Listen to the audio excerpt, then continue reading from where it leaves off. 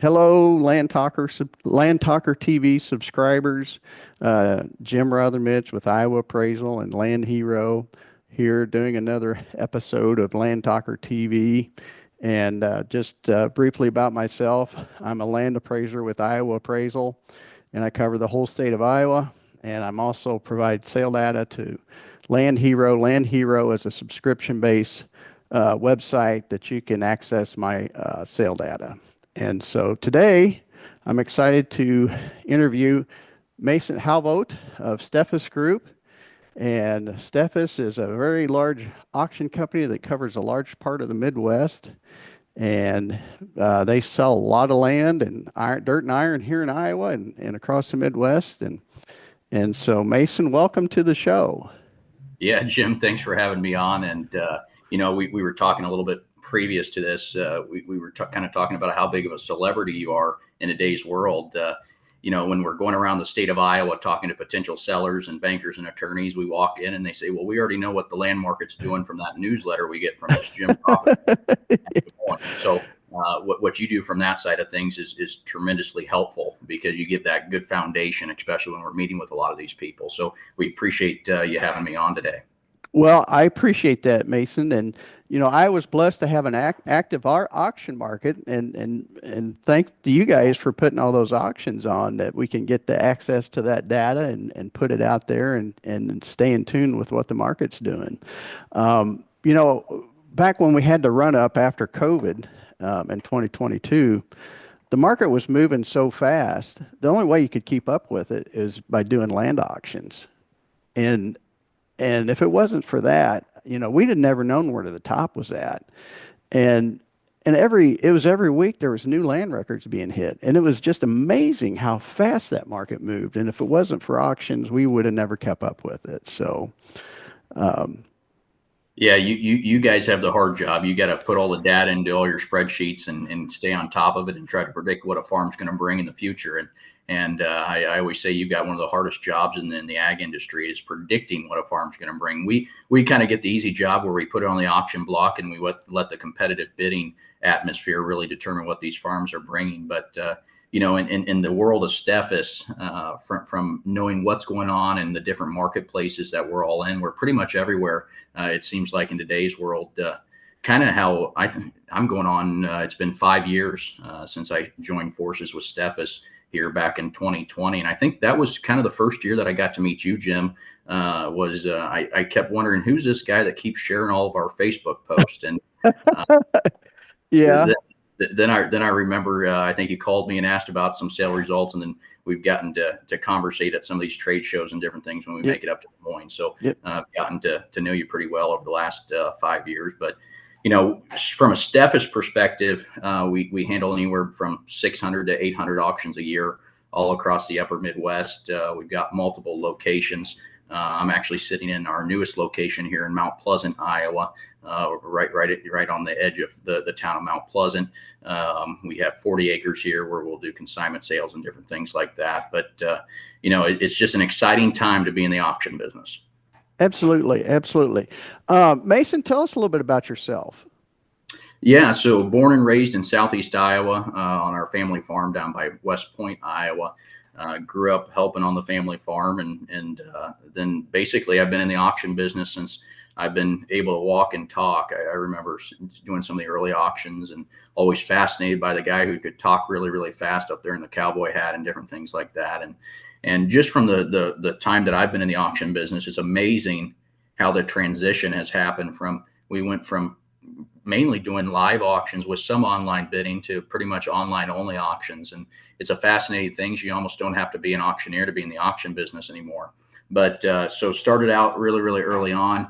Found a real love for the real estate side of the auction business. So I primarily handle probably about pretty much 80 to 90% of all the Iowa real estate that Steffes handles here in the state of Iowa. So get to travel around and see a lot of good people that way. And from there, we were off to the races, and now we've got the pedal to the metal is the best way to put it. Yep, yep, yep. So was your dad in the auction business? Did you kind of follow his footsteps, or can you speak to that? Was there somebody that you followed?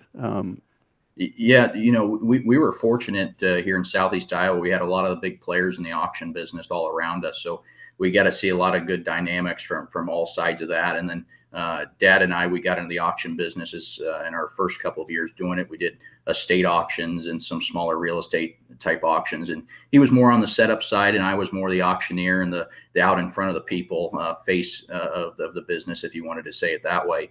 And then from there in 2020, we made the decision to join up with Steffes, and it's been one of the best decisions I think we've ever made.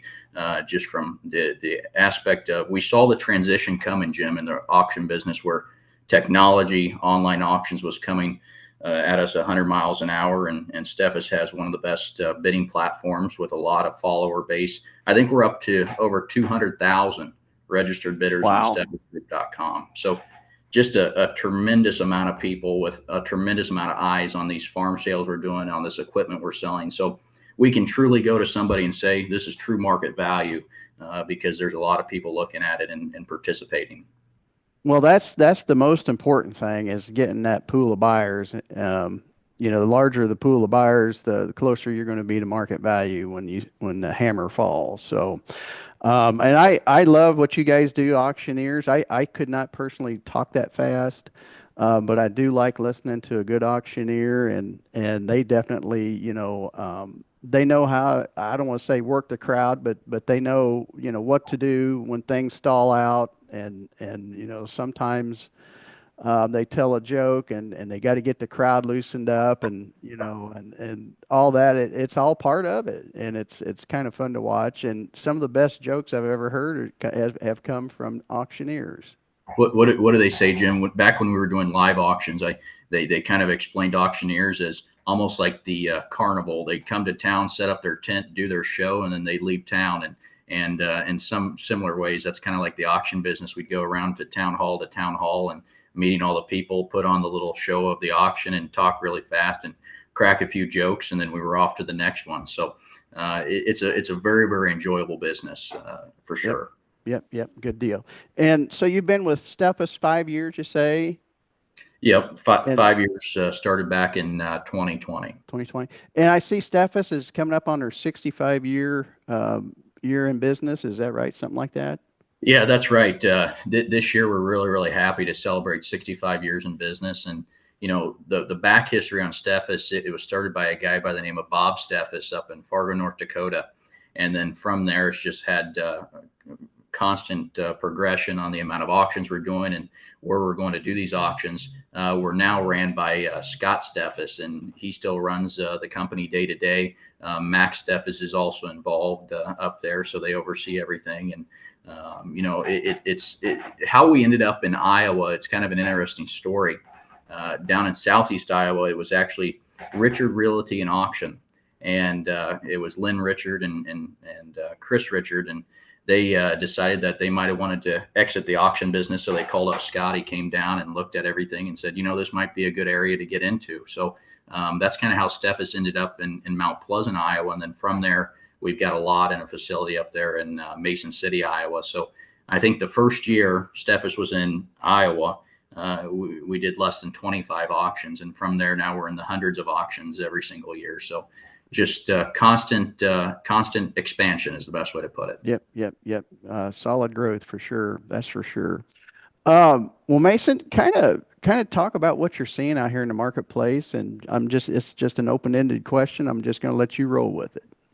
Yeah, that's a really good question, and it's one that we get asked really frequently now, especially with everything changing. And the best way to kind of describe what we're seeing in the land market is one where I think the best word to describe it is change. And we're coming off of some COVID years here, and I hate to equate everything to COVID, but in the reality that we saw some really appreciation and value quite heavily over COVID years, and kind of the perfect windstorm for some really strong land values and different things like that.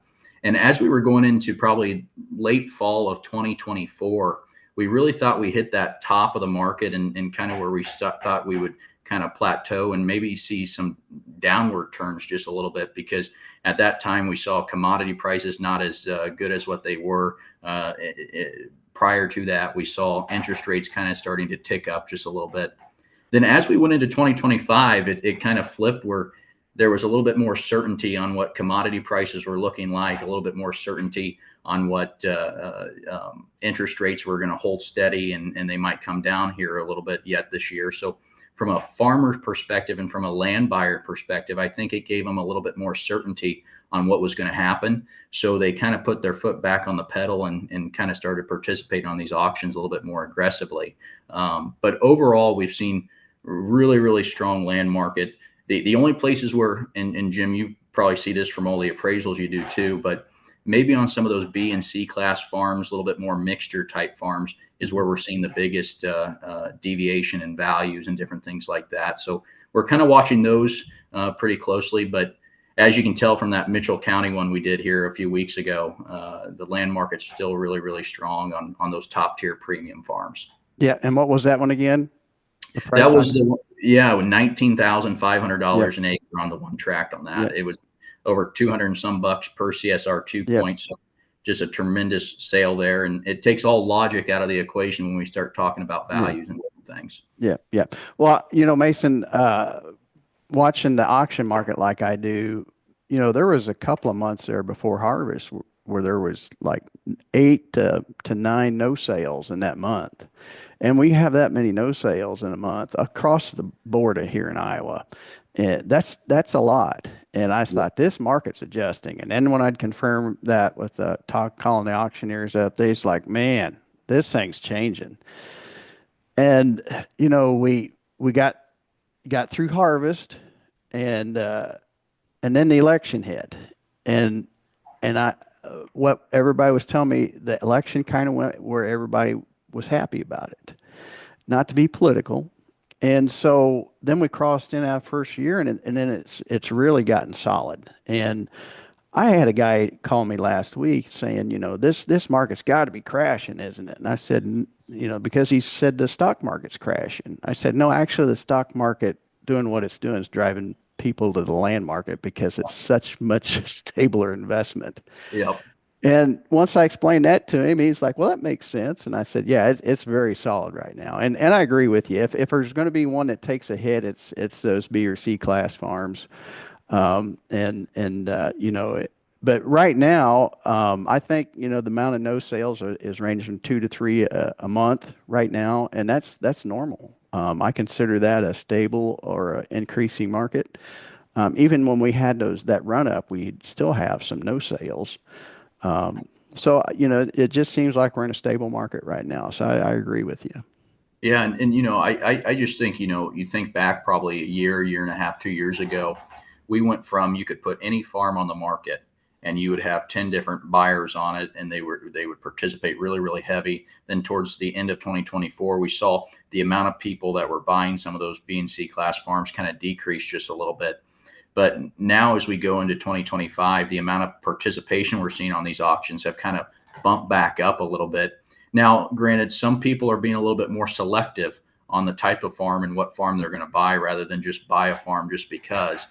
So they are becoming a little bit more selective from that side of things. But overall, I'm pretty optimistic about, I think we're going to have right now the inventory level. We're a little bit lower than where we have been in the past. So I think that's going to keep values a little bit higher just from a supply and demand perspective. But I think there's going to be quite a few farms just from what we're already seeing and what we've already got booked come onto the market in late fall of 2025. So there'll be some good buying opportunities for a lot of people. Yep, yep, yep. Well, that's the trend right now. 2022 was the peak as far as auction volume. That year, there was 150,000 acres that went to auction, and that, I think that's probably the highest year that ever in Iowa. I never started keeping track till 2018, but I just don't see it ever happening in Iowa. The auction market wasn't that active 20 years ago. Um, so so last year is trending lower, and this year it's starting out trending lower. So the volume's slowing down. There's no doubt about that. But one consistent message is I keep hearing talking to you auctioneers is they're saying there's people calling us up. They're wanting us to talk to them about selling their farm. Do you think most of that's coming from the transitional wealth that we're going through right now? Just the state work is that most of it, or can you speak to that? What most of that is? Yeah, over COVID years when the market was really starting to jump up, a lot of those sellers was a combination of estate work and transition of wealth. And then there was a lot of people that were just calling because times were really, really good and they saw what farmland values jumped up to. So they were selling why they could capitalize on it.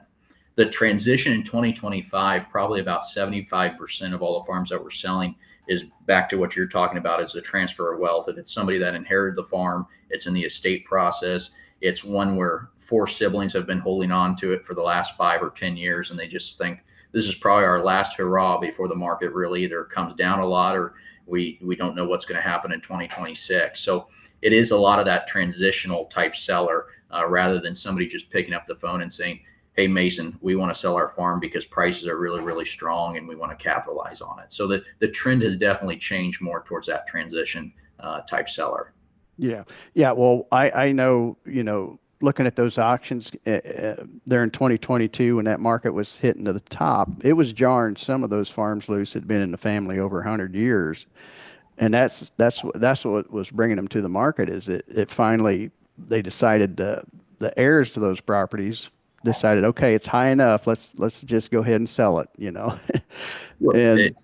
exactly. We just had a family call us last week, and four siblings. One of them recently passed away, so now it's three siblings that were the original siblings and owners of the farm, and then it got diluted down to the one sibling's four kids. Well, they started realizing, we've probably seen all the appreciation and value that we're going to see over our lifetimes, all being in our 70s. And if it gets diluted down too much, then our kids will start fighting, and this and that will happen. And cash is always easier to split than farm ground. And I think that's what a lot of these farm owners are starting to realize as they're getting 60 plus years old. Yeah, yeah, yeah. Well, Mason, you guys do a lot of machinery. There's a lot of negative news in the ag news press now. Tariffs is, that's almost every day, and there's other things, interest rates, what have you. How's that faring right now? How's that environment in the farm machinery place? Farmland machinery value, similar to the land side of it, we saw some deviation at the end of 2024 just because there was so much uncertainty. People didn't know how their balance sheets were going to look going into 2025. And from the uncertainty, ultimately, that deviated the equipment values and different things. And then over COVID years, we saw where the supply chain was backed up. You couldn't get new pieces of equipment. So everything went up 20, 25% on the equipment side of things. Now we've seen that cool down just a little bit compared to the last 2 or 3 years, but supply chains have caught back up. Kind of the variable that's holding out there, Jim, you hit it exactly right. It's these tariffs and how long are they going to be in place, and if it's a prolonged time frame, I could see that where it could start affecting equipment values upwards. If it's just a short go around here, then I think equipment values will hold steady. One thing that we saw a lot of at the end, probably throughout all of 2024, we saw a lot of dealer reduction auctions where dealers were trying to get a lot of inventory off their lot. We kind of thought that would dry up in 2025, but we've still got a lot of buying opportunities for people from a dealer side of things. And I think that trend's just going to continue. A lot of dealers have excess items on their lots. So there's going to be a lot of late modeled, low houred equipment coming to the marketplace. Now, will that effect start if saturating the market and bringing land or equipment values down? It possibly could. We saw some of that in late 2024 where we would have an auction that would have 10 quad tracks on it. And, how many buyers of quad tracks are there? That number is not as big as what some of these mid-sized farmers that are farming 500 to 1,500 acres would. That's kind of above what they would need. So your market's kind of a little bit nicher on items like that. But overall, it's holding really, really steady. Yeah, yeah. And so is most of the stuff, the equipment that you're auctioning, is that coming from dealer lots or is it retirement auctions? Can you kind of speak to that? What the percentage is on each, or Yeah, dealership auctions and different things like that. That's probably 25%. And then the majority of what we're selling is still retirement type scenarios, or where somebody needs to put something on one of our bi-monthlies where it's a onesie, twosie type piece of equipment where they might not be ready to fully retire, but they want to sell a couple pieces of equipment kind of to start some of that groundwork and spread their income over a couple different years here, and as they're thinking about retirement. So it's a good mixture of retirement auction, dealership auctions. We've really got into kind of the construction realm too, and we've been doing some larger construction type auctions and transportation type auctions, things that kind of fall in that ballpark of things. But overall, it's a good mixture of, if you're looking for something that came right off of John Smith's farm because he's been farming for 50 years and he's ready to retire, or if it's off of a major dealership lot, we've got a good combination for a lot of different types of items from all those different places. Yeah, yeah, yeah, yeah, yeah. Um, so, uh, can you talk? One thing that people ask me about is how much working capital is still out here. When I talk to bankers, they say it's not as much as there was, but there's still quite a bit. What's your thoughts on that, Mason? There's still a lot of money in the ag world, and coming off of COVID, they pumped so much money and so much liquidity into a lot of these farming operations where I think some of it is still there. I know from a land perspective, we're seeing that the amount of people that are financing farms is there's a lot of people still paying cash for farms. So that shows us that there's still a lot of capital in there. One thing I think as farmers are looking at 2025, they know where they've kind of locked in their prices and everything else for this year. So they know what the income's going to look like. One of the variables, even if we've got a lower profit year in 2025, we're only coming off of maybe 1.5 years of not so good profits after COVID.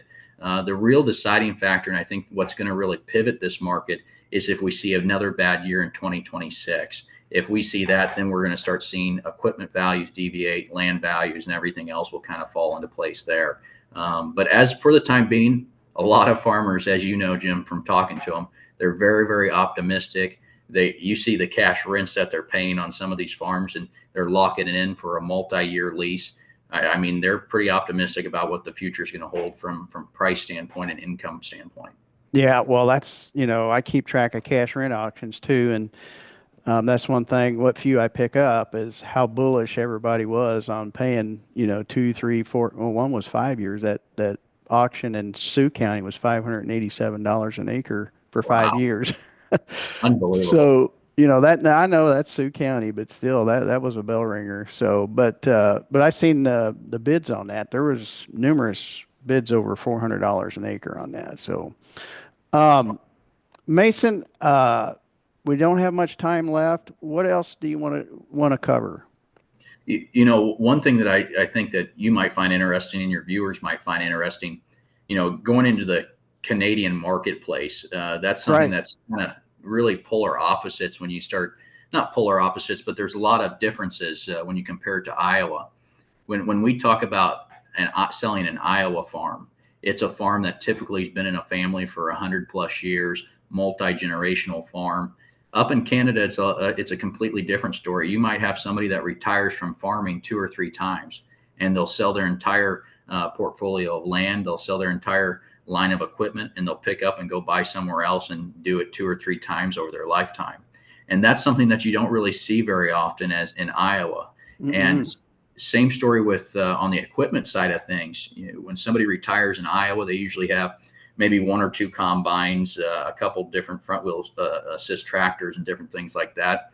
Up in Canada, they're farming a lot more acres, a lot bigger operators. We just did an auction where there was 7 or 8 combines, I think 4 to 8 different planters, and they just have a lot bigger of equipment, a lot more of it. So there's a lot of differences from the size of the farmer and how they view not so multi-generational ownership of land. It's more transacted. We sold a prime example. We sold, I think it was 19 quarters up there here Wow. this year, and this guy, I think it was the second time that he retired in his life, and he was going to move the capital somewhere else. And now the difference is we're seeing $15,000, $20,000 an acre ground. Up there, we're talking more. It's kind of in line with what it is in the Dakotas and northern Minnesota, where we're talking that $2,000 to $5,000 range of ground. But they sure have a lot of it. Is the best way to put it. A lot of open country. Right, right, right. And they grow a lot of different crops up there too. It's not just corn and beans. It's a whole bunch of other stuff too, I think, isn't it, Mason? That's right. That's right. Yep, yep, yep, yep. Well, I tell you what, Mason, we better be wrapping this up. Thank you for coming on the episode, and If somebody needs to contact you about selling a farm or selling machinery, tell me how you do that. Yep, it all starts with a phone call, as everybody knows, and you can reach out at 319-470-7372, or you can go right at steffesgroup.com and see all of our, I think we've got 30 some auctions coming up this month. So we'll be pretty much everywhere, and there'll be some good comparables. Yep. You have a very nice website, and I appreciate you guys getting those results posted as soon as you can. And sometime maybe later in the summer or fall, we'll do this again and talk about how things are going so far this year and do that. Very good. Jim, I appreciate it. Thank you for everything you do. Absolutely. Well, this is Jim Rothermich, Land Talker TV, Iowa Appraisal, and Land Hero. Provide data to Land Hero. Signing off on this episode of Land Talker TV. Thank you so much for watching.